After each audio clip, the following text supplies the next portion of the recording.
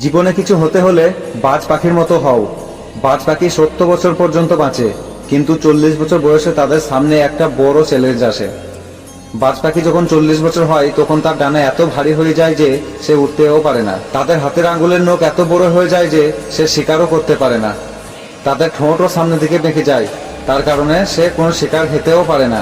এখানে বাজের কাছে মাত্র দুটো সুযোগ থাকে, হয় সে খিদের কারণে তিলে তিলে মরতে থাকে, তা না হলে সে নিজেকে পরিবর্তন করে নেয়।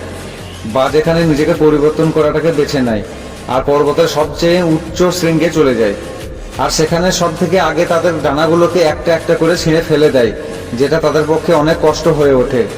তারপর তাদের নখগুলোকে ঘষে ঘষে ছোট করতে থাকে।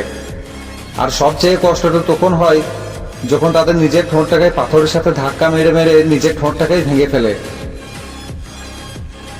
এইসব করার পর 6 মাস পরে একটা নতুন ঈগল জন্ম নেয়। তার নতুন ঠোঁট, নতুন নখ, নতুন ডানা, তার সবকিছুই নতুন হয়ে যায়। তারপর সেই বাজ তখন বাকি 30 বছর নিজের মজা মস্তিতে বেঁচে থাকে। তাই যদি হতেই হয় তাহলে বাজ পাখির মতো হও। ঠিক এইরকম তোমার জীবনের যত বড়ই প্রবলেম আসুক, তুমি তার কমজোরিটাকে খুঁজে বের করো আর তুমি সেটাকে শুধরে নাও। তোমাকে কোনো প্রবলেমেও হারাতে পারবে না।